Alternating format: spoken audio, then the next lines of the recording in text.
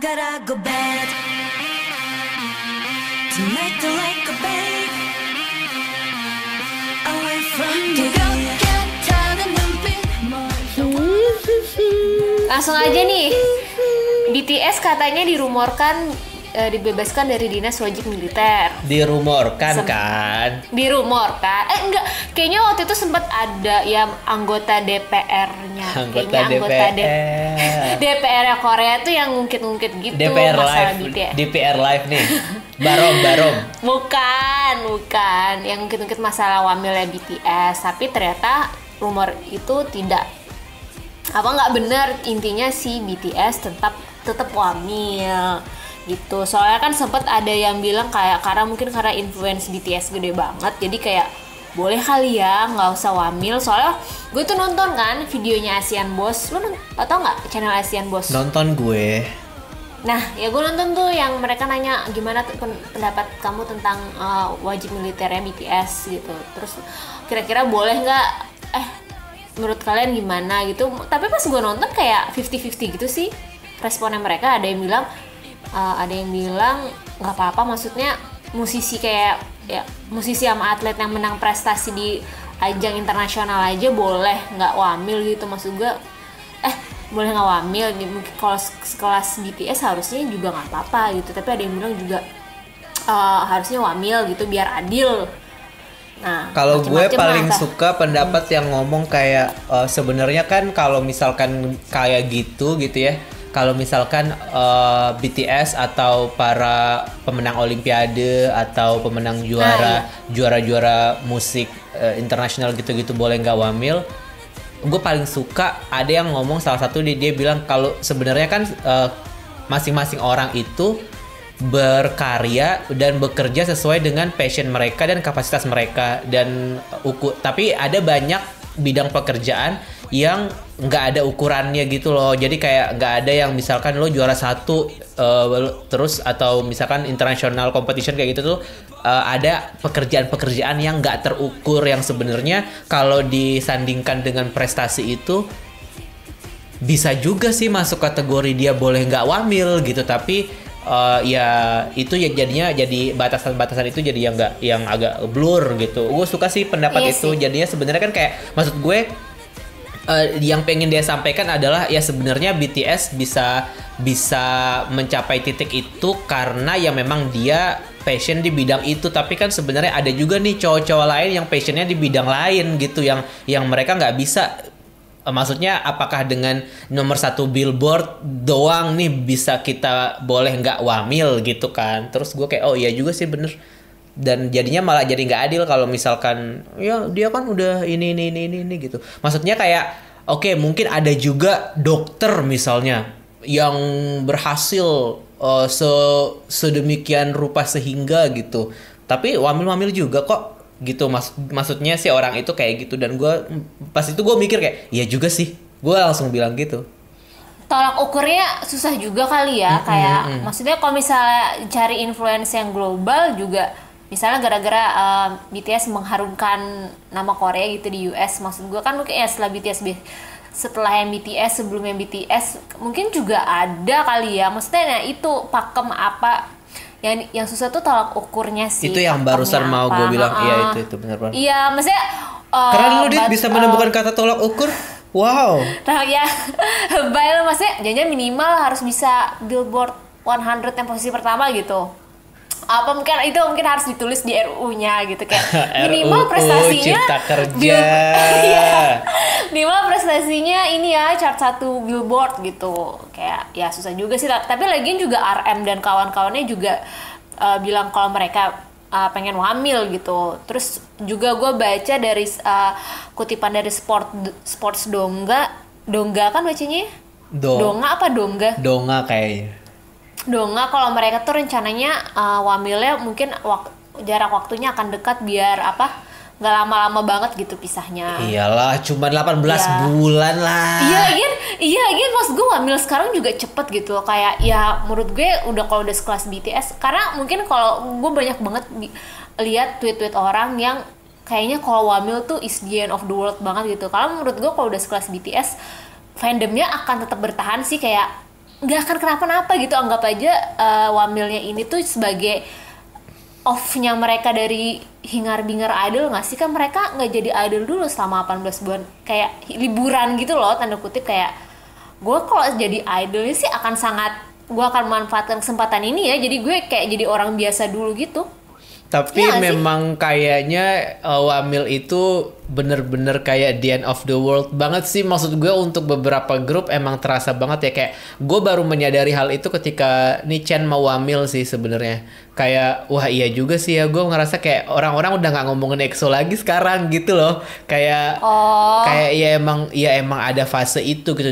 Dan kemudian gue langsung kepikiran sama zaman-zaman dulu pas gue masih jadi elf kan, kayak ya dulu juga setuju ketika satu persatu member Wamil juga mereka bener-bener kayak iya sih ada kekhawatiran kalau mereka akan dilupakan sih sebenarnya. Dan kompetisi itu emang terasa banget sih, maksudnya semakin lama lo nggak muncul tuh semakin orang akan lupa gitu. Dan itu gue makin sadar ketika Pak Bogum kan Wamil ya, tapi sebelum Wamil itu dia udah syuting 2 film sama 1 drama, dan film itu akan keluar dalam kurun waktu 2 tahun ke depan. Jadi ketika dia udah keluar Wamil nanti, filmnya udah selesai tayang dan orang masih inget dia gitu. Dan maksud gue sampai dia se-prepare itu gitu supaya orang tuh nggak lupa sama sosok dia gitu. Dan gue jadi mikir, oh wow, ternyata memang Wamil itu momok yang real ya. Gue sih baru menyadari hal itu sih beberapa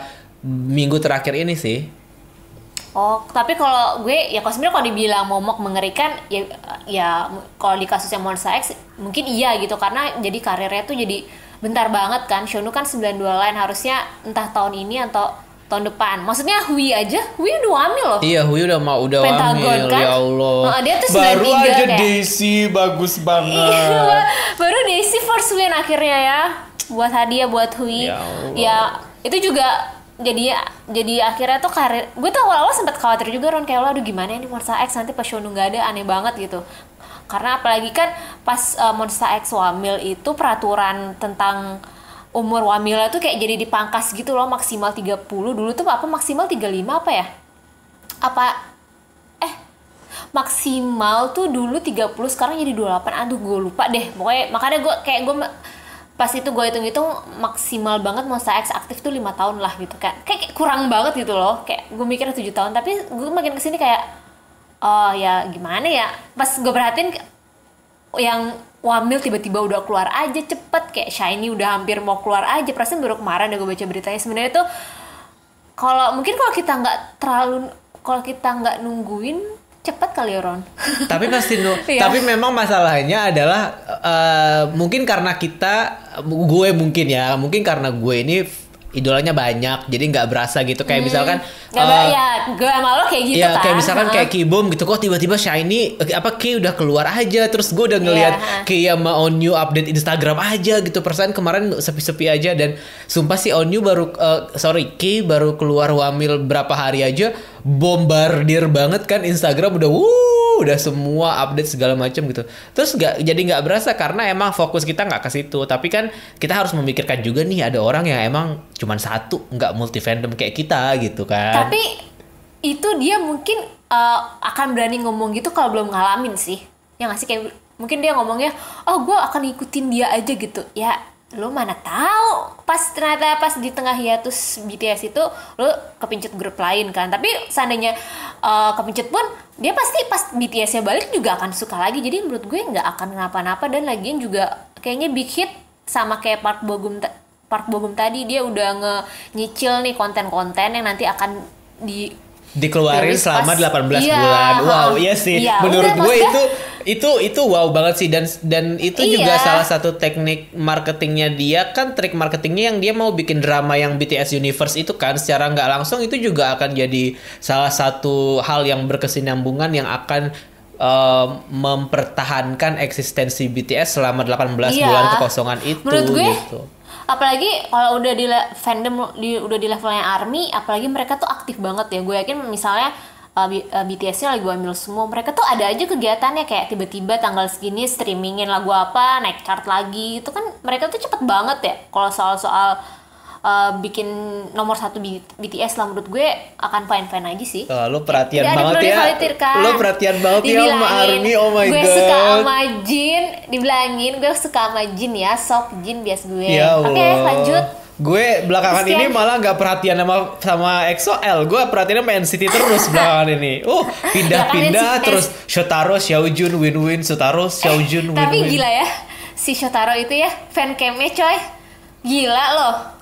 Bias aku 1 nomor juta views. 1 Tapi emang gue- luar biasa. Gue kan gak suka lagu Make Wish itu ya, jujur aja. Why? Tapi, Why? Why? Explain. Nggak. Please elaborate.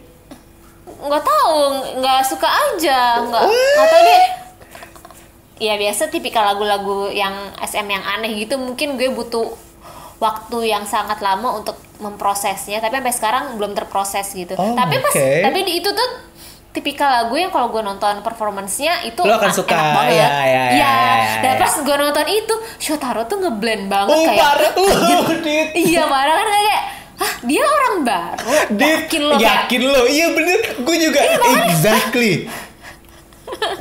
iya kan? Makanya gue pikir orang-orang yang udah antipati Shotaro duluan, katanya dia privilege lah, enak banget, tiba-tiba udah bisa masuk, pas gue liat pantesan nih orang Iya masuk. kan? Iya bener. Ya udah. Wow. Gue gak bisa protes. Wow, gue bahagia banget karena star powernya dia tuh berasa banget kalau dia dance. Iya, dan iya, gue iya. ngelihat dia tuh kayak Lucas gitu loh, maksudnya kayak ketika dia perform you can enjoy everything he's done on stage gitu, karena emang dia se comfortable itu gitu. Dan wah, Iya. I feel so proud sih jadi orang yang ngelihat dia debut dari train yang under 1 tahun terus tiba-tiba member NCT, tapi dia nggak take it for granted gitu loh, karena emang dia sebagus itu gitu. Terus oh my god, so proud. Ya keren makanya gue kaget pas liat fancam dia yang di M tuh, anjir dia ngalahin Jaehyun kayak 1 juta views, kayak wow, mungkin orang-orang penasaran juga kali ya, dan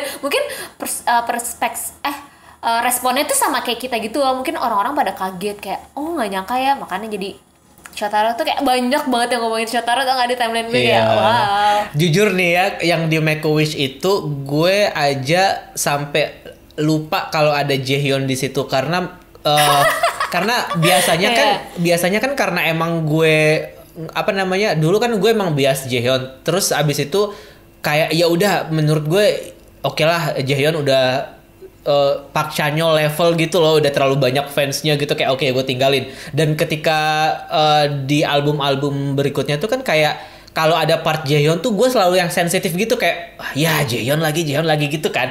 Nah di Make a Wish ini justru gue kayak bahkan gue lupa di situ ada Jaehyun, karena menurut gue dia tuh yang lain tuh bisa banget kayak nutupin dia gitu. Maksud gue dia kayak nggak overpowering gitu loh jadinya. Biasanya gue ngerasa dia overpower everything, tapi di Make a Wish ini justru kayak Taeyong oke lah, gue nggak bisa ngomong apa-apa lagi lah kalau soal Taeyong, karena ya you know SM love him so much gitu. Tapi Jaehyun agak low key gitu ya sekarang, dan gue bisa merasa kayak wah Xiaojun masuk sini terus dapat part yang bener-bener impactful banget gitu, kayak gue senang aja sih. Iya ya.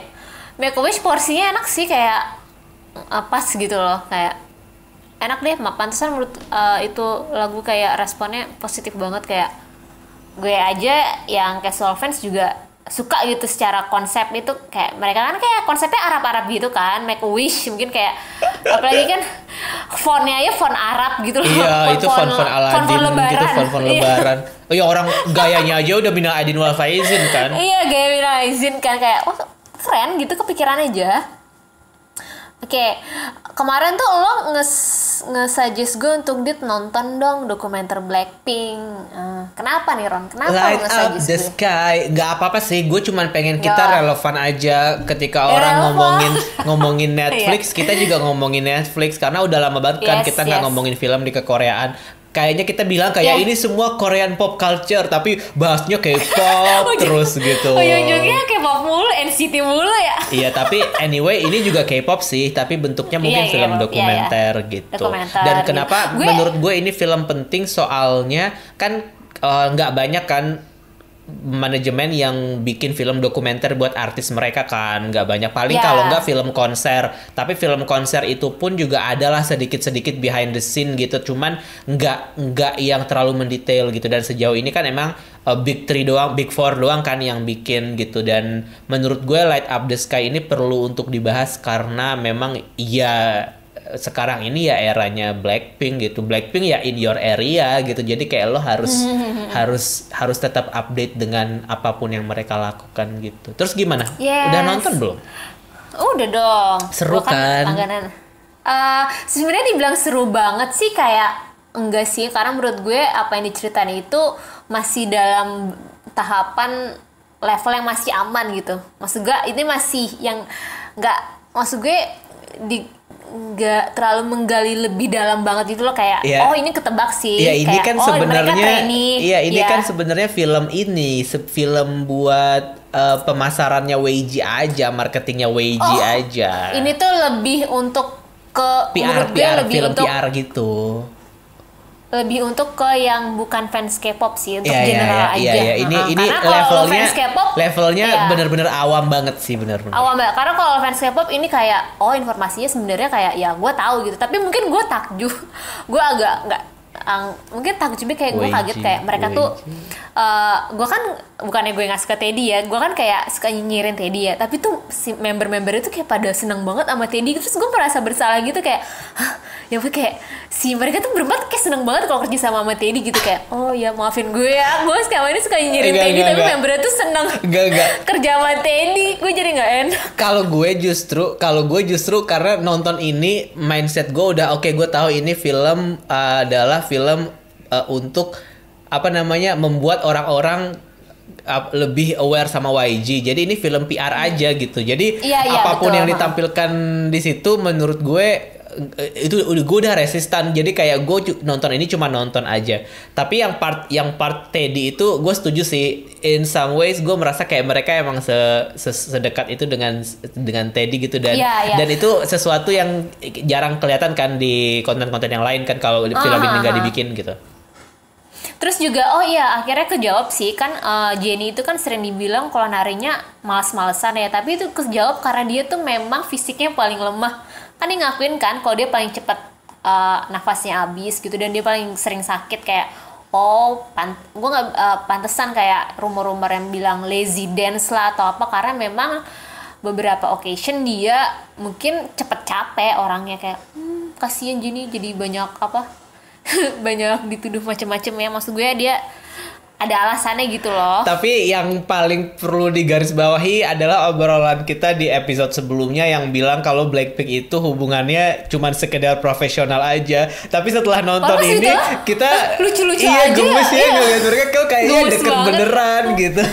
Deket-deket aja kayak kayak gue bingung sih, mungkin karena yang benar sih konten Blackpink jarang, jadi orang-orang kiranya kayak mereka sekedar hubungan ini aja, dia profesional aja. Tapi pas gue nonton kayak si Rose bilang kalau dia paling deket sama Lisa kan, karena sepantaran gitu. Terus kayak gue kayak gemes-gemes aja gitu ngeliat mereka, kayak gue nggak kayak gue nggak suka-sukanya Blackpink gitu loh. Mungkin lagunya kadang hit and miss lah buat gue, tapi kayak haters tuh banyak banget yang nggak suka sama Blackpink kan, gara-gara gue nggak tahu sih apa yang bikin mereka nggak suka gitu. Pak cewek-ceweknya gemes banget. Gue nonton ini tuh jadi kayak banget. gue apakah gue akan pindah haluan jadi Blink juga ya gitu, gue mikirnya gitu.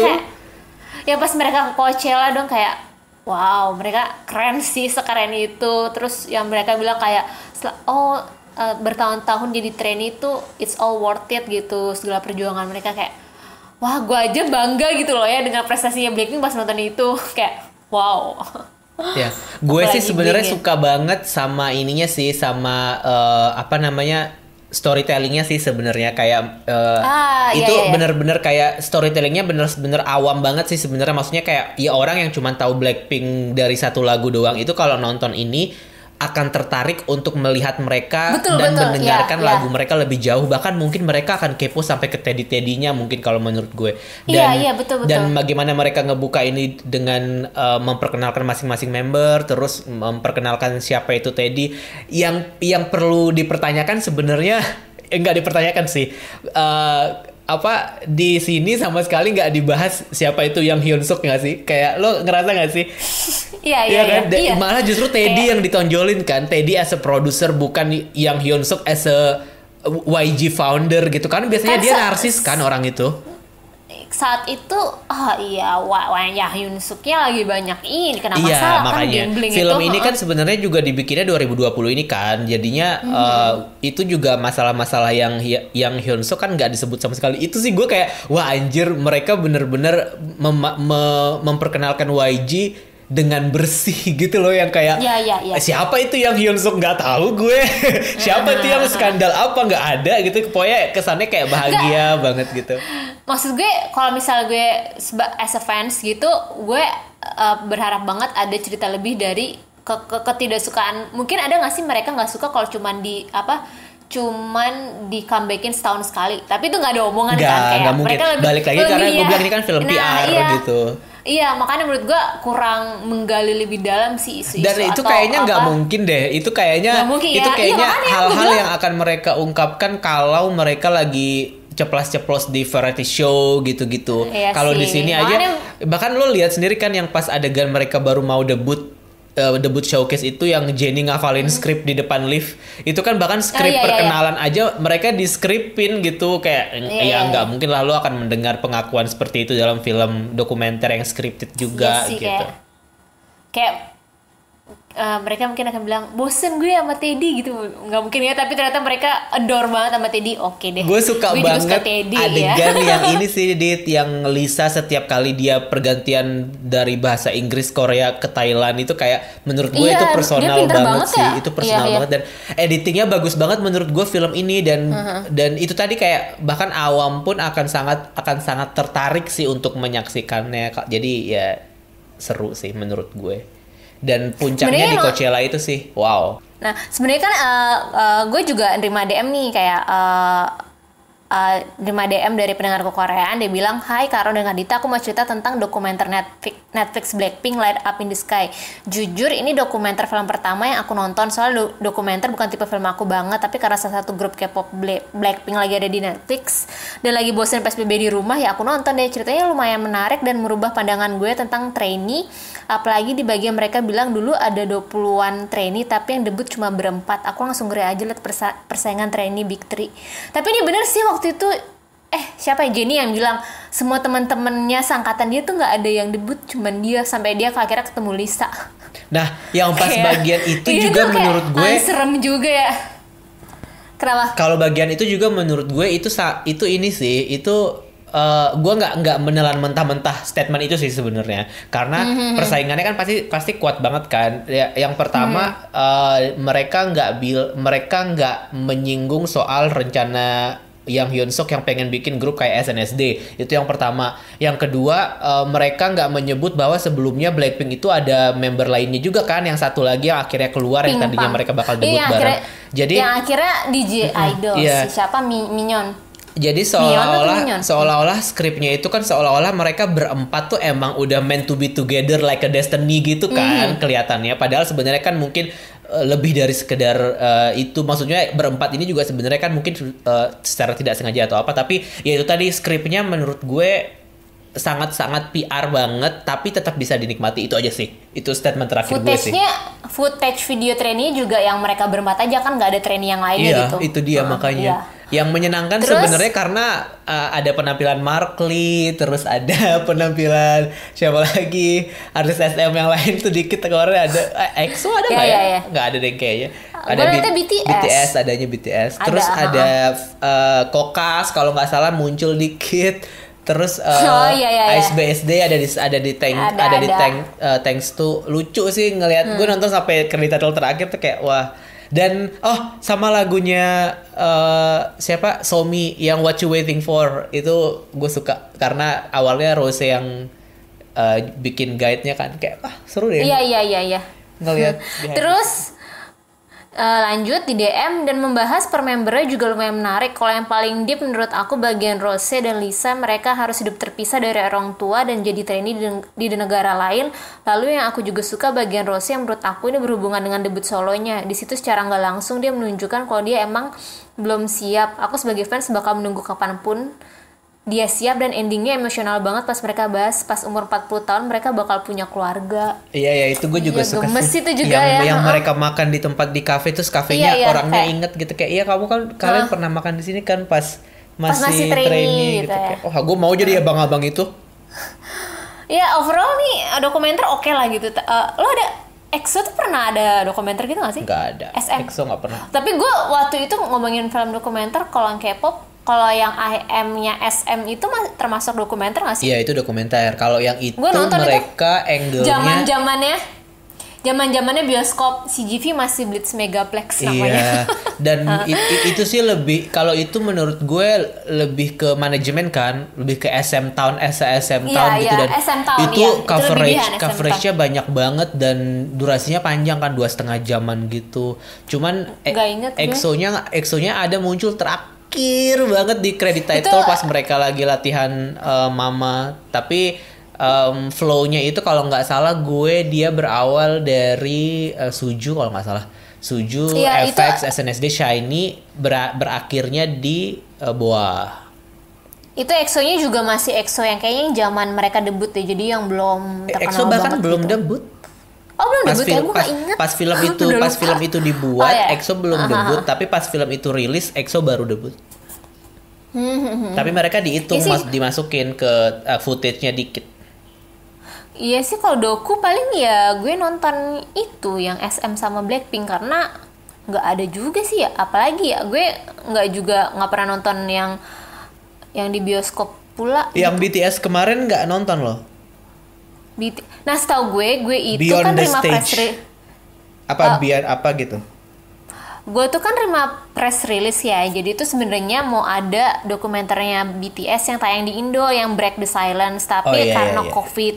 COVID di Indo, karena COVID jadi sampai sekarang tuh nggak jelas nih mau penayangannya kapan, tapi kayaknya mereka lebih BKT kayak prefer untuk akan tayang di bioskop sih daripada streaming.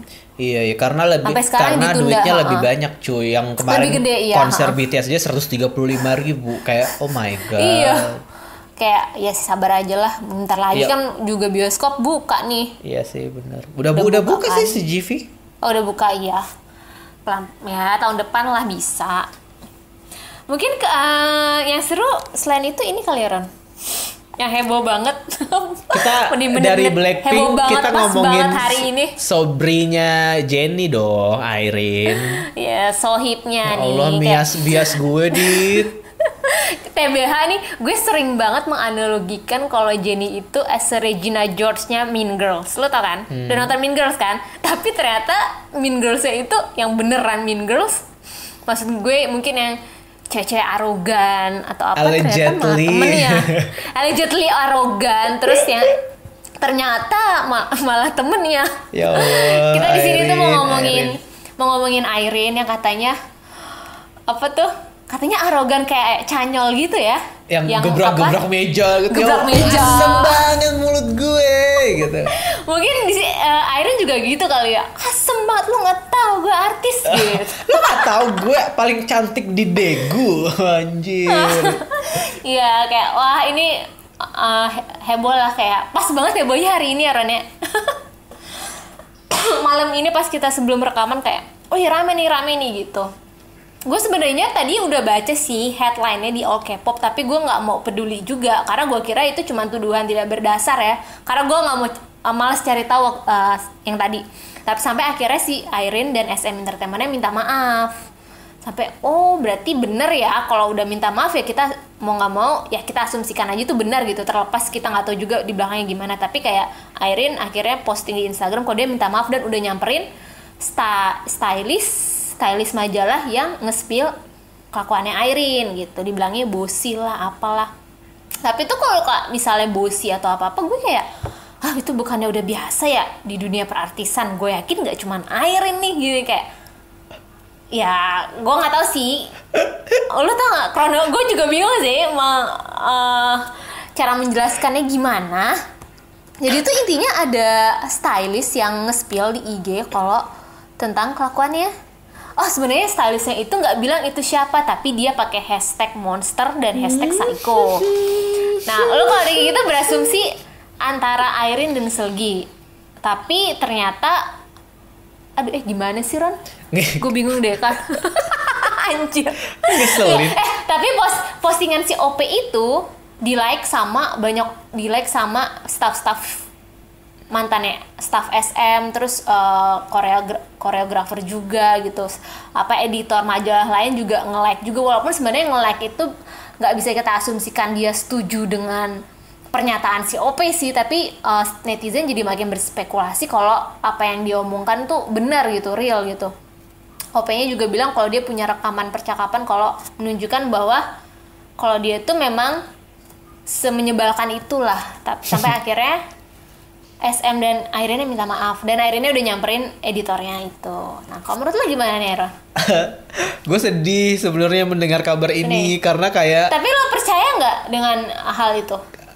Kalau misalnya Irene kalau percaya, kalau gue bisa percaya Canyol ngegebrak meja, gue kayaknya bisa deh percaya Irene seketus ini gitu. Maksud gue, tapi di gue sendiri, kalau di gue sendiri, gue selalu merasa gue cuma menikmati lo sebagai idol gitu, kayak apa yang lo tampilkan. Maksudnya gue cuma menikmati pencitraan lo doang gitu aja sih kalau gue. Maksudnya ya gue tahu Irene kayak gitu, iya cantik, terus mereka behave ya lalala, tapi ya gue juga tahu di balik behave itu ada skripnya gitu. Jadinya bener yang omongan berantem gue sama EXO-L yang kemarin tuh bener, kayak iya emang ada skripnya idol itu gitu. Mungkin memang Baekhyun nge-tweet Super M itu scripted juga, gue juga nggak tahu, mungkin iya gitu. Tapi kalau yang Irene ini, gue sih sebagai fans kayak kecewa sih sebenarnya, kayak ya kok gitu sih Rin gitu. Tadinya aku tuh gitu.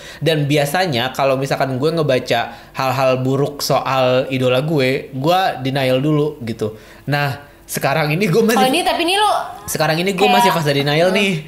Gue masih kayak ya kok gitu sih Rin gitu. Gue masih fase denial. Kalau gue sih sebenarnya apa ya, gue nggak bisa memaklumi attitude kayak Irene gitu yang harus, maksudnya nggak bisa harusnya sih nggak boleh dimaklumin juga ya, karena kan tadi gue bilang kayak ya ini sebenarnya hal biasa lah. Gue yakin di luar sana banyak idol lainnya kayak Irene.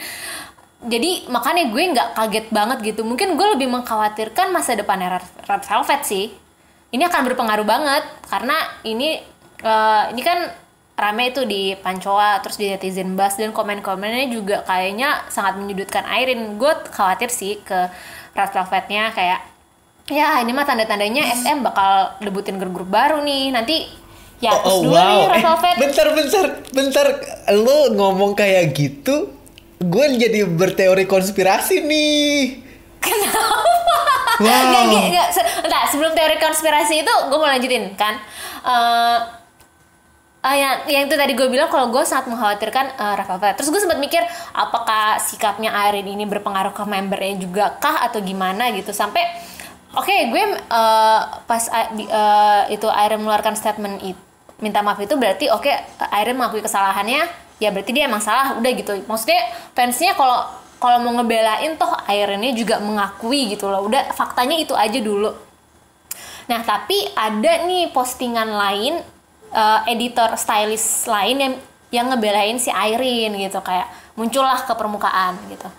Sampai suatu ketika lo yang bilang, kan ini masih off the record ya Ron, yang lo bilang kalau itu yakin gak dibayar SM. Terus gue langsung kayak itu teori konspirasi baru yang lo bilang.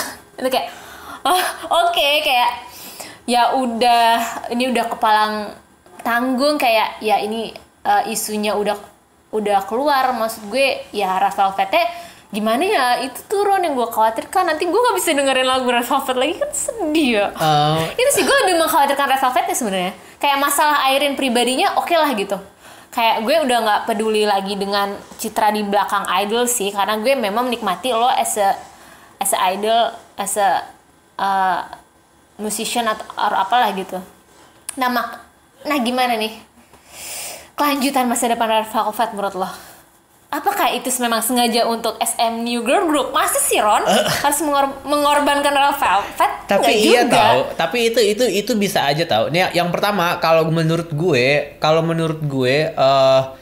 yang nyebelin dari netizen Korea ini adalah ketika satu isu udah muncul, yang lain itu ngomporin gitu. Ngomporinnya itu seolah-olah kayak iya, gue dulu pernah begini, gue dulu pernah begitu. Tapi kan kita nggak bisa mengkonfirmasi kan sebenarnya apakah yang menulis itu juga sebenarnya bener-bener pernah mengalaminya first account gitu. Atau mungkin muncul lagi account-account yang ngomong kayak iya temen gue dulu pernah tuh kerja sama dia terus dia kayak gitu. Nah itu kan sebenarnya yang nyebelin dari netizen itu kan sebenarnya itu kan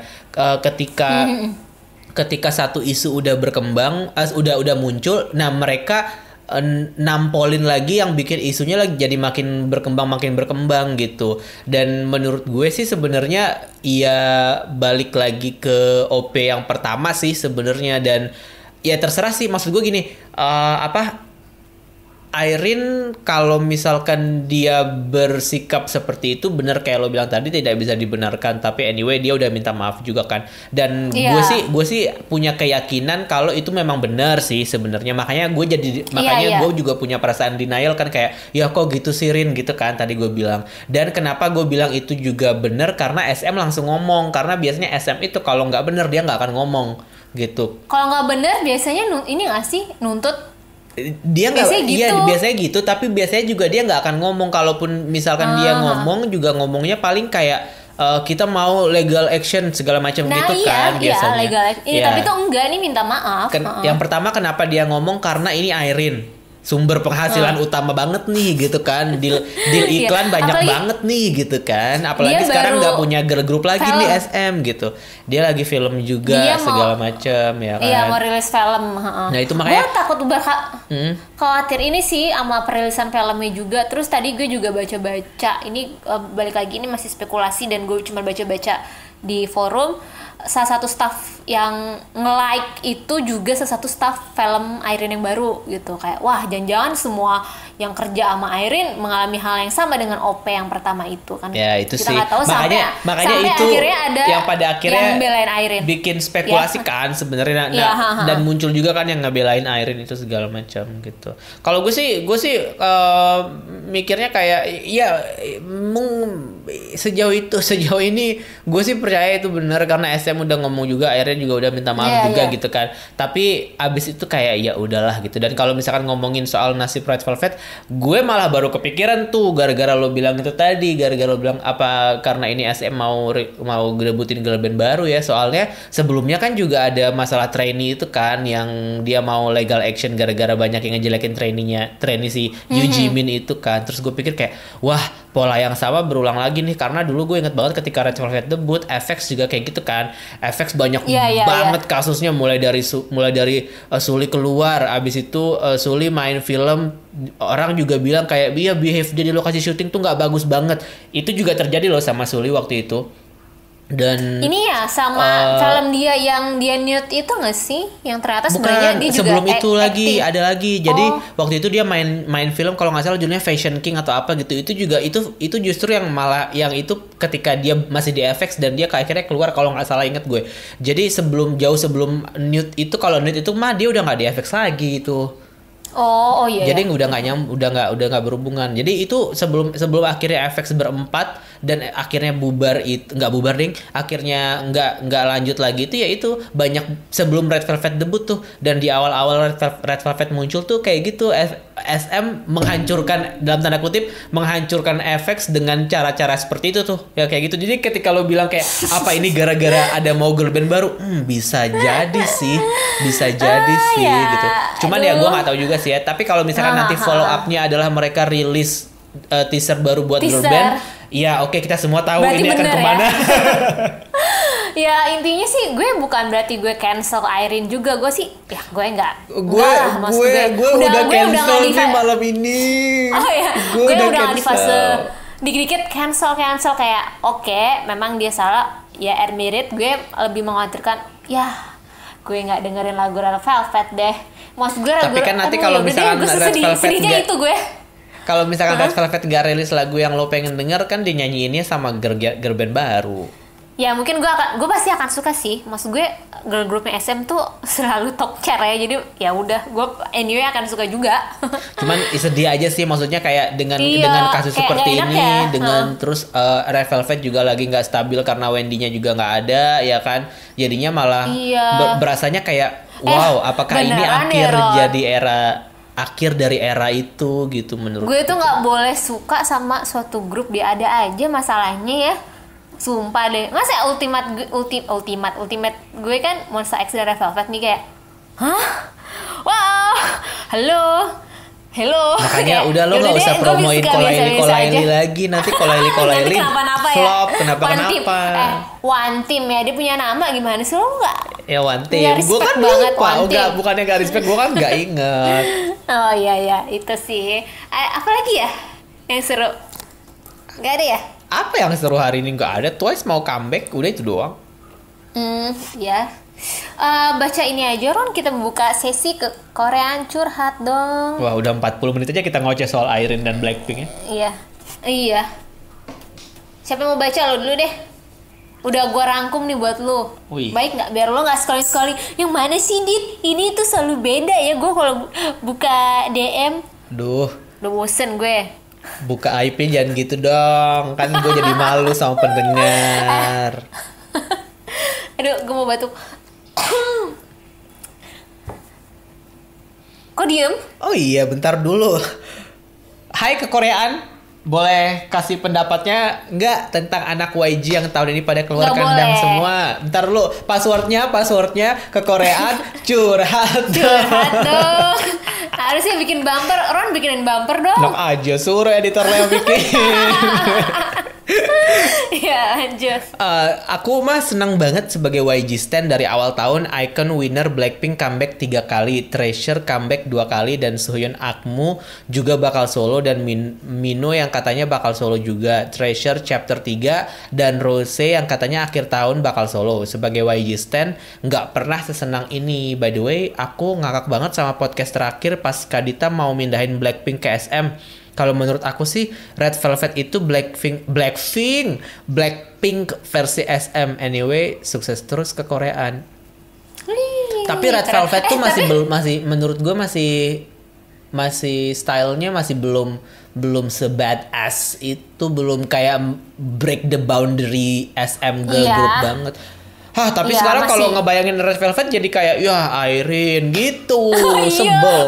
itu yang gue bilang Ron, masalah dia arogan ya. Kalau menurut gue ya bisa jadi kan karena lagi PMS atau karena memang staffnya juga nyebelin gitu, kayak ya dasarnya memang Banyak mungkin Irene faktor kayak ya, gue banyak gitu. faktor Iya, ya memang. Irene mungkin kayak gue kali ya, anaknya ketus nyolot Parah gitu. sih guys, kalau lo ketemu sama Dita, wah, Kalau ngomong ngegas terus First kalau impression-nya apa, itu udah jelek banget. Mungkin Irene tuh suka matahin omongan orang kali ya. memang kayak lo Gitu. tadi, gue tuh kayak nunggu kapan gue ngomong ya, lo kok Dita terus yang ngomong ya episode ini Ya ya. mungkin Irene kayak gitu, kayak kan kita nggak tahu segala faktornya. Nah, Tapi gue mengkhawatirkan masalahnya adalah kesannya itu kayaknya orang-orang ini tuh sekongkol buat ngejatuhin Irene gitu loh. Kesannya kok iya. kayak Irene jelek banget gitu. Padahal mungkin ya emang lagi PMS kali. Selama ini mungkin ketika dia bekerja dengan orang-orang yang nge-like Instagram OP itu, mungkin lagi PMS Irene-nya gitu, atau mungkin PMS terus. iya, atau mungkin lagi putus cinta, kita nggak tahu juga ya kan. Siapa tahu lagi kangen sama yang siapa lagi nih? wamil gitu loh. Siapa? Oh anjir, sempet-sempetnya agenda shipping lo ya. Nih lanjut nih, kita malah jadi ngomongin Irene lagi yang tentang YG. Udah habis sama YG, tapi- udah selesai. Tapi ngomongin YG, kan si Suhyun itu solo debut ya. Itu gue suka banget lagunya Ron. Oh ya, Judulnya tumben. Alien. Lo udah liat belum? Udah. Kok lo tumben, lo pasti tahu gue suka lagu yang kayak gitu. Gimana sih? Enggak, itu kan lagunya itu ala-ala Pika-Pikabu. Kok lo suka? Suka, lucu. MV-nya juga bagus, neon-neon kayak estetika Tumblr gitu deh. Kalau gue justru menurut gue itu bukan stylenya Suhyun, tapi Suhyun mencoba untuk Iya, iya. style yang baru. Jadi gue appreciate usaha dia. Cuman Iya, untuk betul. ke gue nggak masuk sih lagunya. Cuman ya kayak it's a fun song, dan apa ya? Ya dia ingin explore aja sih. Jadi gue masih memaafkan, tapi itu lagu bukan buat gue. Tapi Tapi tetap gue sangat menyayangkan kebiasaan YG kalau ada debutan solo dia selalu dikasihnya single doang, satu lagu udah tok, terus mau comebacknya lama lagi. Makanya mending Kayak Akmu bikin manajemen sendiri aja. Lihai juga debut satu lagu kan, habis itu kayak baru setelahnya mini album nih si siapa Jennie solo, literally nama solonya solo gitu, literally debut albumnya Blackpink di album. Kayak ya Allah, nggak ada ide apa, kayak nanya-nanya tuh ke copywriter, apa sih judul yang bagus ya. Nanti Rose debut solonya pasti judulnya Rose. Rose bunga, literally rose. Iya, kayak lagu kayak namanya sih. Ihai, lagunya Ihai itu Rose gitu. Oh iya. Itu enak lagu yang itu. Oke, lanjut ya, gue bacain. Tar dulu. Kalau Lisa nanti debutnya apa? Lala. Mona Lisa. Lala aja. Lala, ayo, nggak ada yang niatan dikit apa sih? Hai Kara dan Kak Dita, aku mau curhat nih, anonim ya Kak. Hehe. Kan seminggu yang lalu aku sebagai stay dapat kabar kalau salah satu main rapper Stray Kids itu ikut Show Me The Money. Aku sih nggak masalah mau Changbin ikut apapun, aku support terus, dan kebetulan aku juga pecinta K-hip hop. Jadinya aku cukup paham gimana lah cara main di Show Me The Money, apalagi tahu sendiri image idol rapper di kalangan rapper agak gimana gitu. Aku cuma khawatir malah sama stay-nya, takutnya mereka kaget kalau emang kayak hip hop keras banget, nggak takut buat jatuhin satu sama lain, apalagi ngehina gitu dengan bahasa kasar, apalagi kalau lagi battle diss. Soalnya baru kali ini JYP ngeluarin rapper di Show Me The Money, nggak ada image hip hop di JYP tuh, jadinya mungkin Stay akan kaget, bahkan kasihan sama Changbin. Jadi tolong ya sampein ke Stay ya Kak Ron dan Kak Dita, wak. Stay, tenang aja, Changbin bisa ngelawatin semuanya. Jangan sampai kita nyerang mereka yang emang ngedis atau ngekomentarin rapnya Changbin. Pokoknya cukup kita dukung Changbinnya, karena dunia K-hip hop sama K-pop tuh beda, jadi nggak bisa disamain. Jadi stay, please jangan sampai kita nyerang pihak lain kalau emang Changbin didis atau dikomentarin kasar sama orang-orang di sana, bahkan kontestan sekalipun. Makasih Kak Ron dan Kak Dita, sukses terus ke Koreanya. Semangat Changbin. Ya ampun, gue mau memberikan perspektif yang berbeda, boleh nggak? Boleh. Jangan mikirin kalau ini tuh benar terjadi, ini cuman variety show. Udah, ini cuman variety show, ini acara TV, ini scripted, dan apapun yang tayang di TV itu udah hasil editing dari script. Jadi kayak there is nothing personal, guys. Ini Mnet, guys. Come on. Lo harus banyakin nonton videonya Jessie deh, lo akan tahu maksud gue apa. This is competition, man. We're not a team, this is a competition. Tapi kalau menurut gue ya pasti namanya juga fans-fans yang baru atau fans-fans yang mungkin yang belum biasa dengan kultur K-hip hop mungkin akan kaget sih dengan Show Me The Money gitu kan. Menurut gue lo gak usah khawatir sih si Changbin ikutan Show Me The Money, kan menurut gue itu kesempatan emas buat Changbin untuk sebagai platform untuk ngasih pamerin skillnya dia gitu, karena Show Me The Money itu kayak memang ajang yang sangat prestisius sih di kalangan rapper, apalagi bahkan Juhon aja waktu itu pernah ikutan, dia pengen ikutan lagi Show Me The Money. Kayak menurut gue kayak ngapain, bukannya capek ya, tapi malah idolnya malah pengen gitu. Kayak setahu gue bukan Changbin juga, tapi juga Usoknya Pentagon juga ikutan kan. Jadi menurut gue yang bisa lo lakukan adalah ya dukung aja, ngedis yang gak usah diambil hati. Ya itu bisa jadi scripted gitu. Bukan bisa jadi emang scripted. Iya. Kalau menurut gue Kalau menurut gue sih memang sebagai fans itu untuk menghindari apapun itu bentuknya ya, kayak misalkan lo terlalu baper atau misalkan lo ke trigger untuk fan war kayak gitu-gitu, yang perlu diingat menurut gue adalah apapun yang tampil di TV itu bukan kemauan dari idolnya, tapi itu adalah script gitu loh. Itu aja dulu yang diinget, apalagi kalau variety show yang kayak Show Me The Money ini gitu. Jadi kan mereka kan sebenarnya konflik yang ditampilkan itu kan di highlight lewat editing kan. Jadi bener, evil editing itu emang bener, karena itu adalah cara Mnet untuk bikin storytelling dari acaranya gitu. Jadi nikmati acaranya sebagai sebuah acara, bukan personal, dan apapun yang terjadi di situ yaitu adalah bagian dari acara itu gitu. Jadi nggak ada urusannya sama bagus atau jeleknya Changbin di situ gitu, sebenarnya sih itu tapi doang. Dan menurut gue Show Me The Money itu juga misalnya Changbin lolos ke fase-fase yang selanjutnya, itu kalau dia rilis lagu akan sangat terkenal exposure-nya banget. gede Iya, banget di iya, Changbin. iya. Apalagi Betul. Xiaomi Deman itu lagunya masuk chart mulu kan kayak. Yes. Apalagi kalau misalnya Changbin bisa lolos ke round berapa gue nggak tahu yang dia bisa rilis lagu sama produsernya itu bakal keren banget dan lu Ini pasti chance ujungnya bakal besar sangat banget sih. iya jadi kayak dukung aja semangatin gue malah seneng kalau gue tuh tipikal yang memang gue suka apa ya yang idol yang kayak idol yang udah established tapi dia ikutan kayak RTK kayak Show Me The Money gitu kayak demen aja gitu pengen tahu aja. Kalau Sejauh gue mana nggak, sih, Skio? kalau gue nggak pengen Mark Lee ikutan acara gini-ginian Gitu. lagi. Nggak Tapi mau. Mark Lee pernah loh yang Pernah high kan? school rapper. Iya. Tapi kayak gue nggak mau dia ikutan kayak ginian lagi. Canyol nggak pernah tapi dia pernahnya jadi featuring Haze ya. Haze bukan sih? Gak tahu, nggak update Chanyol kan bukan AG Yang Chanyol. Unpretty Rap Star. Oh, Dia iya, pernah iya. ikutan kok tampil. Nggak inget. Yaudah nih baca curhatan selanjutnya Oh, nih gue kayaknya lo ya? banget nih. Yes. Bismillahirrahmanirrahim. Assalamualaikum warahmatullahi wabarakatuh. Halo kekoreaan. Maaf out of topic. Aku nitip nyampein unpopular opinion aku aja ya. Kenapa sih di album NCT Resonance Part 1 si Jaehyun malah banyakan nge-rap? I miss your sweet voice, J. Paling sakit hati di Singing in the Rain. Terlepas dari lagunya yang bagus, cuman gak habis pikir aja kok part rapnya diisi Jaehyun dan Johnny doang. Kayak di NCT kehabisan rapper woy. Kenapa nggak Johnny sama Henry atau Jeno atau Yang aja? Dalam tanda kurung soalnya mereka cuman kebagian 2 lagu di album ini. Jaehyun nyanyi aja. Terus aku seneng banget karena di akhir tahun 2020 ini banyak boy group yang debut. Pertama yang sumpah keren banget para pendengar kudu ngecek adalah Ghost Nine. What the hell is that? Dalam seminggu MV-nya udah 8 juta views. Padahal mereka dari agensi kecil yaitu Maru Entertainment. Maru itu cukup Park Ji-hoon. terkenal nggak sih?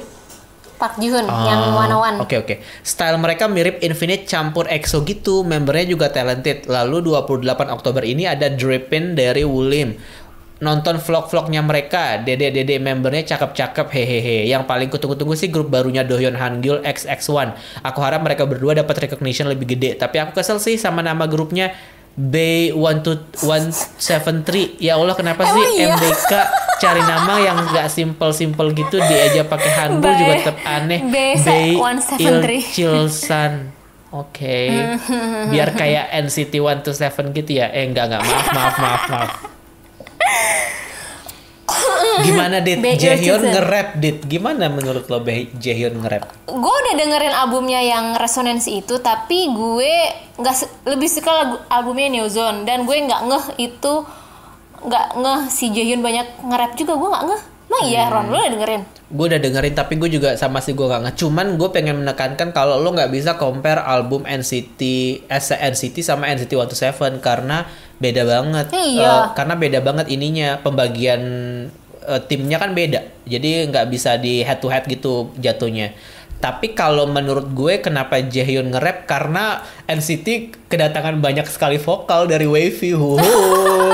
Sorry nih. Oh, kayak anak baru. Yang oke. Oh, gitu ya, Ron. Enggak tahu juga. Tapi menurut gue kayak menurut gue tuh SM tuh jadi kayak serba salah gitu loh. Kayak gue nggak pengen masukin Jaehyun ke grup tapi ini Jaehyun gitu. Jaehyun itu adalah core of the core dari NCT gitu. Kayak di mana-mana selalu ada Jaehyun gitu kan. Kayak ya NCT U debutnya ada Jaehyun gitu. Terus 127 ada Jaehyun lagi kan. Terus Boss ada Jaehyun juga gitu. Sampai sekarang yang Make a Wish Jaehyun lagi gitu. Jadi kayak ya dia adalah member inti yang nggak bisa di kemana-kemanain gitu. Kalau kenapa dia nge-rap menurut gue mungkin ketika pembagian vokal kayak Jaehyun cocok ini gitu. Seolah-olah, tapi bener sih, seolah-olah nggak ada yang bisa nge-rap lagi ya, yang beneran kayak rapper gitu ya, gitu kayak seolah-olah nggak ada Kayak random kali ya. gitu, iya. Cus kayak ini kayak Nggak ada abis itu si mark, siapa gitu. sih yang nge-rap? Duh gue lupa. Jaemin. Nana. Emang Nana yang nge-rap, yakin? Nge-rap tahu. Dia kan tipikal nge-rap SM gitu. Oh iya. Gue aja Jeno bingung juga. mau nyebut itu rap atau apa sebenarnya. Ya sing talking lah. Pokoknya nyanyi cepet lah. Mungkin pas Udah. waktu itu Nana mau rekaman, tiba-tiba kayak, Nana. ya Nana tiba-tiba nggak bisa nih, lagi ada acara sama UNICEF. Siapa yang available di dorm? Ya Jaehyun kayaknya santai nih. Ya udah Jaehyun aja gitu kali ya. Oh, semudah itu ya. Yoi. Kan NCT saking banyaknya member, siapa yang available aja, yang nggak available ya udah resiko sendiri nggak dapet part. Oke, bisa. Tapi lu bertanya-tanya nggak sih partnya Win sebenarnya ada nggak sih di album itu? Ada nggak? Gue tuh nggak serius dah. Gue beneran kayak cuman dengerin lagunya Wavy yang Nectar juga nggak suka gue, masih belum masuk di gue.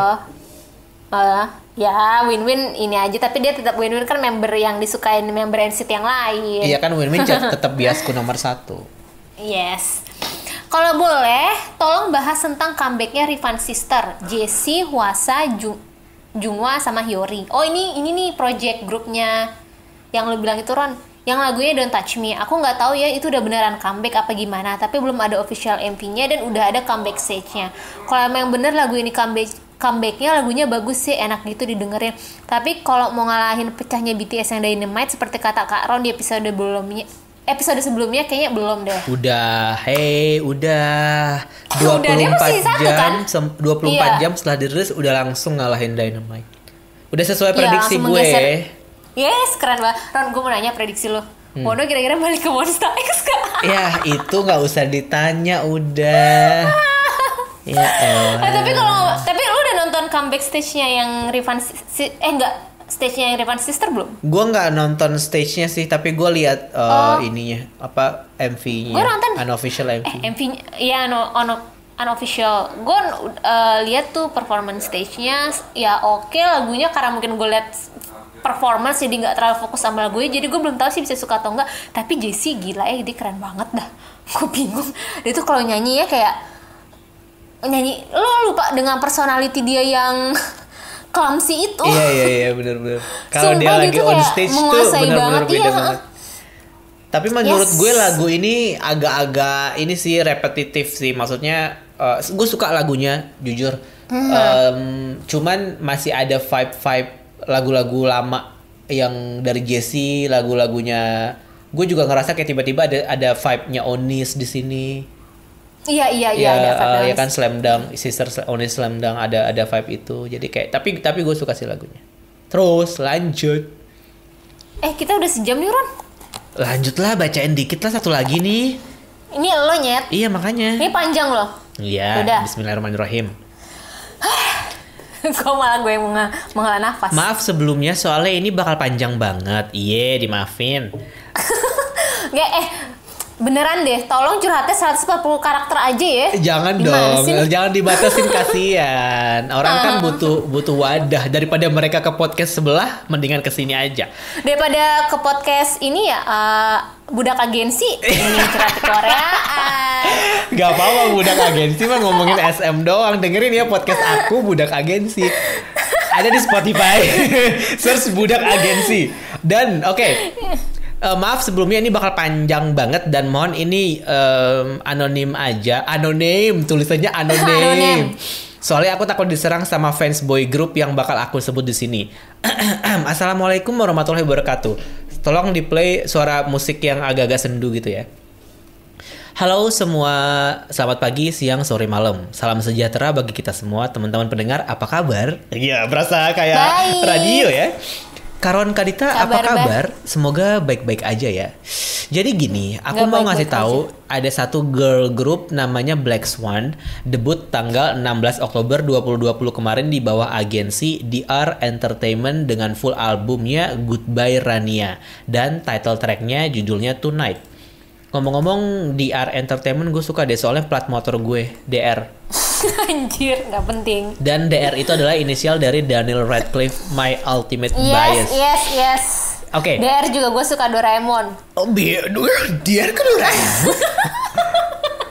Yang konsep, ulang ya. Title tracknya Tonight yang konsepnya kayak perempuan dewasa gitu sih. Kayaknya MC-nya itu setnya plagiat dari Ace yang Undercover. Yang dianggap plagiat itu set yang mereka kayak di gudang yang temboknya ada garis-garisnya sama. Set yang kayak ada garis-garis pembatas terus juga troli hotel. Yang kalau menurutku gu pakai huruf besar, ini nggak bisa disebut plagiat sih. Sorry ya fansnya Ace. Oke, gue komentar dulu ya. Iya, kalau yang studio itu nggak bisa disebut plagiat karena kalau lo ngomong plagiat, semua telepon umum di MV K-pop itu sama semua telepon umumnya. Jadi itu nggak bisa plagiat ya. Kan yang nge-DM ini juga nge-share ini kan foto-fotonya, terus gue lihat nggak sama sih. Oke, kayaknya studio yang sama, mungkin dia pakai props bekas Ace, gue juga nggak tahu, tapi nggak plagiat juga menurut gue. Ngomong-ngomong, ngomongin soal studio Miracle in December-nya EXO sama studio AADC versi lain itu sama loh. Plagiat dong berarti AADC versi lain kan enggak juga. Karena studio kan disewain. Berarti semua MV-nya K-pop SM yang dulu di satu box yang sama itu plagiat dong? Iya, kalau satu manajemen kan nggak plagiat itu kan, ya nggak apa-apa. Ya. Oke, lanjut ya. Ya lanjut. Menurut kakak berdua, apakah ini bisa disebut sebagai plagiarism? Black Swan ini membernya 5 orang, namanya Yonghyun. Ini sebagai leader, lead vokal, lead dancer, line 94. Hime, main vokal, line 95. Fatou, main rapper, main dance, line 95. Judy, vokalis, visual, lead dancer, line 95. Lea, vokalis, lead rapper, Maknae, line 2001. Aku kaget sih pas tahu Maknae-nya Lea itu line 2001. Dia juga mixed blood Brazil, Jepang. Apakah gap year yang jauh dari member yang lain akan berpotensi menimbulkan masalah? Itu coba dijawab dulu, menurut lo gimana? Enggak sih, maksud gue kayak Red Velvet sama FX juga gap year-nya beda jauh, tapi kayak nggak ada masalah apa-apa. Masalah di dalam membernya ya, gitu. Secara nggak kan kenapa-napa juga. Cewek mau serukun apapun tetap ada aja gitu sikut-sikutannya juga. Terus yang jadi fokus utama itu adalah member yang namanya Fatou Samba. Ini nama lengkapnya Fatou Samba, lahir di Yoff, Senegal, Afrika Barat. Dia tinggal di Belgia dan pindah ke Korea. Sebelum jadi trainee, dia adalah model. Dia fluent bahasa Inggris, Prancis, Jerman, Belanda, dan Korea. Dia adalah salah satu member girl group K-pop yang berkulit hitam. Berkulit gelap dia nulisnya. Gelap bukan yang kayak Hwasa atau Jessie gitu ya. She is literally black girl. Nah, menurut kakak-kakak sekalian nih, gimana sih pendapat kalian mengenai look dan potensi sukses Fatou yang ternyata melenceng jauh dari standar kecantikan Asia, terutama dalam menjadi seorang entertainer di Korea, terlepas dari isu plagiarisme atau apalah itu. Menurut aku bagus kok lagunya, bagus aja, nggak yang bagus-bagus banget gitu. Dan beda aja sih dari konsep debut grup lain. Oh iya, DR Entertainment itu juga menaungi grup koed K-Tiger Zero yang membernya 12, 7 cowok, 5 cewek. Ini Black Swan menurut gue menarik sih konsepnya. Kayak dulu juga pernah ada kan yang grup yang Alexa ya kalau nggak salah namanya ya. Alexa itu di Rania-nya ini yang dulunya Black Swan kan kayak rebrandingnya Rania. Dan waktu itu di R Entertainment masukin member kulit hitam juga namanya Alexa. Tapi sayangnya itu dia mistreatment banget. Anehnya maksud gue, ya gue merasa waktu itu di R itu memang agak bego sih memanage BP Rania-nya itu. Karena karena Alexa-nya itu kayak dijadiin cloud. Kayak ini loh pertama kalinya grup K-pop punya orang kulit hitam gitu. Tapi si Alexa-nya, Alexa sih gue lupa deh namanya. Alexa, pokoknya some thing like that. Gue googling dulu deh. Alexa kasih tahu gue. Alexa BP Rania. Ntar. Ranua lagi. Alexa. Oh iya, Alex bukan. Alexandra juga sih sama aja. Alexandra. Nah, jadi dia itu ada di MV-nya, tapi pas lo performance-nya dia itu nggak ikutan ngedance sama member yang lainnya. Dia tuh di belakang layar, kalau udah part dia nge-rap, dia muncul, abis itu dia balik lagi. Dia nggak ikutan ngedance. Nah, di situ orang fans tuh kesel kayak, lo tuh apa sih masalahnya gitu. Dan Alexa juga nggak nyaman dengan treatmentnya di R Music di BP Rania. Kayak gue ini apa gitu di BP Rania ini. Gue cuman sebagai cloudcast, sebagai orang kulit hitam pertama yang ada di grup K-pop, tapi gue nggak ngedance gitu. Faedahnya apa? Sampai akhirnya gue kira sih di R Music, di R Entertainment yang udah kapok, ternyata belum. Dia nge-rebrandingin BP Rania jadi Black Swan dengan judul albumnya Goodbye Rania. Lagu-lagunya juga lagu-lagu Rania. Kayak dia nggak kapok ya dengan dengan masalah yang sebelumnya gitu. Kayak oke lah, member Fatou ini menurut gue rapnya keren sih. Kalau pas di lagunya, judul lagunya apa sih? Tonight ya. Tonight partnya si Fato ini memang wow, gue nggak menyangka sih suka dengan rapnya dia. Dia juga menurut gue sangat eksotis gitu, cakep, tipikal model eksotis kayak Naomi Campbell gitu deh. Tapi kalau menurut gue dia bisa sukses di Korea, menurut gue jujur aja, gue suzon aja, menurut gue enggak. Tapi untuk fans internasional bisa. Untuk lo dapat duit dari fans internasional gitu dia bisa, tapi kalau di Korea enggak. Kalau menurut gue ya, karena tetap dengan stereotipnya itu, dan itu akan susah lama banget untuk bisa kayak ya mungkin menurut masyarakat konservatif Korea K-pop ya orang-orang Korea, orang-orang Asia aja gitu. Walaupun dia menyanyikan lagu K-pop tapi misalnya bule-bule juga mungkin itu akan dikucilkan kali. Kayak orang nggak akan menganggap hal yang serius gitu. Kasian dong itu Lisa. Menurut gue ya. Kenapa? Lisa kan orang Asia coy. Tapi kan dia bukan orang Korea. Tapi maksud gue kan bule ya coy. Kalau misalnya ada mixnya kayak Somi, Nancy itu masih aman lah gitu, karena visualnya masih mungkin masih standarnya Korea. Tapi kalau udah yang kayak kulit hitam kayak Alexa dan Sivato, menurut gue kayaknya ya mereka akan mengernyitkan nggak sih, kayak lo siapa? Gue gitu, nggak kan? mau terdengar kasar tapi to be honest emang agak rasis sih. Jadi jadi ya udahlah, aku tidak mau banyak komentar tapi kalau menurut gue that's my last statement, kayak sometimes Korean can be so racist sih menurut gue. Betul. Jadi kalau menurut gue, tapi yang gue bilang dia ini pasti akan sukses, akan bisa banget nih menggait niche market internasionalnya gitu. Si Fatonya ini menurut gue juga, gue nggak menyangka rapnya akan sekeren itu sih. Kayak gue juga notice-nya ke member Afrikanya, kayak bisa jadi sangat maksud gue salah satu hal yang menonjol lah di grup Black Swan ini gitu. Cuman tapi sayangnya masalahnya yang paling penting sebenarnya oke lah dia bagus rapnya, oke lah dia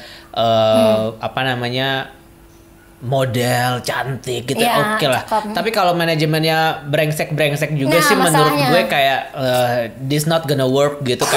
Kayak lo aja manajemen kecil udah berisiko banget nih nge-branding grup dengan mendebutkan sosok kulit hitam gitu. Itu aja udah di Korea lagi gitu kan. Itu aja udah sesuatu yang benar-benar sangat berisiko banget gitu. Dan kalau misalkan manajemen yang nggak menangani itu dengan baik sih kayak ya udahlah gitu. Maksud gue grup yang maksudnya brandingnya internasional, ada orang lain.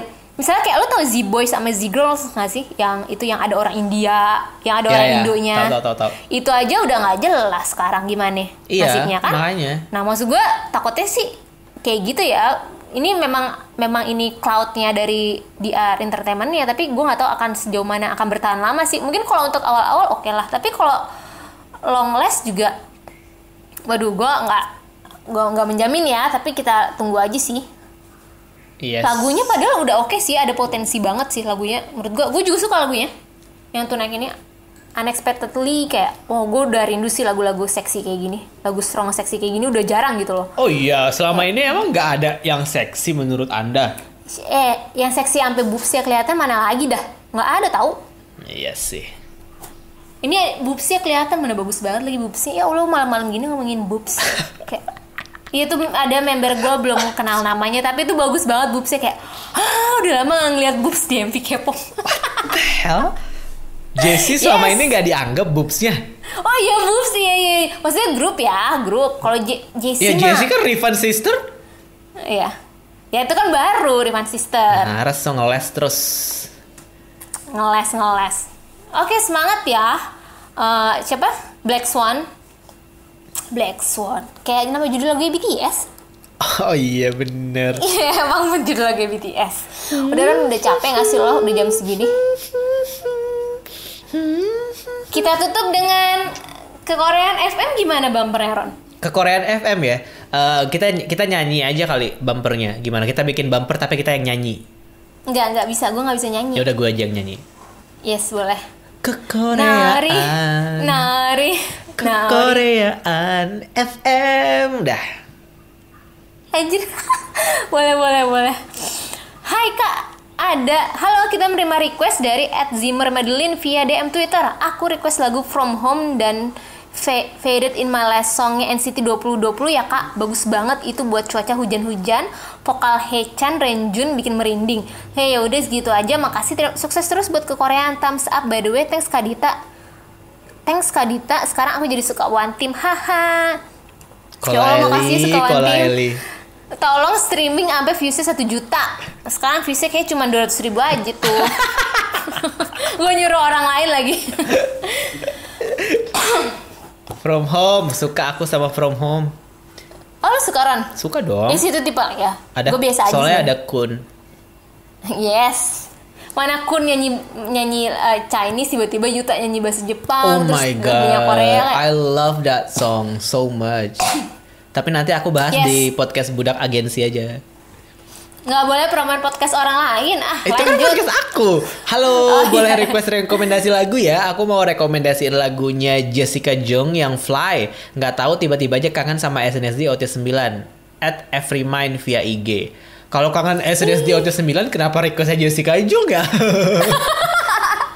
Iya, aneh ya. Harusnya mah Lagu itu The New World. Oh. Lu mau beli novelnya Jessica juga yang Shine itu? Udah ditranslatein tahu sama Gramedia?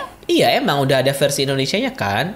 Iya. Terus, lu berencana tahu beli nggak? atau baca nggak? Nih, yang sebenarnya terlepas dari rencana gue pengen beli atau baca adalah bonusnya sih. Photocard Jessica? Bukan. Apaan? Tanda tangan digital. Buat apa? Tanda tangan digital tuh gimana dah? Nggak tahu, makanya buat apa? Ngerti nggak maksud gue? Buat memalsukan identitas atau apa? Buat bikin kartu kredit gitu pakai nama Jessica Jung gitu? Nggak ngerti. Ngasihnya di mana? Nggak tahu. Maksud gue kan kayak tanda tangan digital kan tinggal googling aja pasti ada. Orang di Wikipedia juga signature SNSD ada semua setahu gue. Nggak tahu lah, biarin aja dah. Makanya gue kayak buat apa gitu. Mungkin udah berubah signature-nya dari yang SNSD ke Jessica Jung. Kan siapa tahu. Dia ada tambahin Jung. Ayo kita tutup dengan lagu yang lo suka this week apa? Lagu yang gue suka this week, jujur aja gue tadi tiba-tiba ngedengerin Kiss and Cry. Oh my god, I miss the Domino Game. Iya, gue suka banget lagu itu. Ya Allah, satu lagu udah bubar. Lagu dangdut. 2 ya. Lagu itu mereka comeback dulu, Cookies and Cream baru bubar. Emang iya?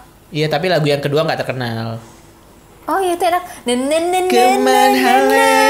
Itu vokalnya bagus banget sih. Itu lagu dangdut, lagu lebaran banget guys. Tolong didengarkan Domino Game by Kiss and Cry. Kalau gue ini aja deh yang tadi lagu yang gue suka, Suhyunnya Alien. Silakan didengarkan guys. Terima kasih semuanya. Thank you. Yang sudah berpartisipasi, tolong jangan bosen-bosen ya kalau ada yang mau cerita-cerita kebahagiaan bumper out dan dulu. Kan gue tutup dulu nanti baru bumper out. Enggak, bumper out ke Korean FM dulu. Oh ya gimana? Ke Korean FM. Gak ada bedanya anjir. Makasih semuanya. Jangan bosen-bosen untuk selalu DM, reply at kekorean_twt atau IG @kekorean_IG. Mau cerita-cerita tentang keluh kesah boleh. Yang follow tentang juga Korea-Koreaan dong Instagram ya, dan tadi ada Dita. Tadi ada Dita, saya nggak pernah update jadi terserah ya. Biar bisa swipe up nih, biar bisa kayak Iya, influencer. Nah, Ron karena mau jadi influencer tolong di follow ya. Kalau kalian nggak perlu follow gue jadi orang biasa-biasa saja. Follow MBB in Blue Moon aja biar kalian bisa jangan spacing follow bareng. MBB in Blue Moon karena kalau makin banyak followers gue nanti gue komennya makin ini tiba-tiba gue komen apa lagi. Ada yang julitin Dita. Wih, iya, ada yang toxic ngejulitin gue. Dita. Dia bilang kayak gue denger tuh podcast dia juga lalalala. Wih, tapi takutnya tapi gitu tetap ngedengerin lagi. podcast ya, Dit. Gak apa-apa deh. Iya deh. Oke deh, guys, kita sign out dari Kekorean FM. Tadi udah Kekorean Ron. FM.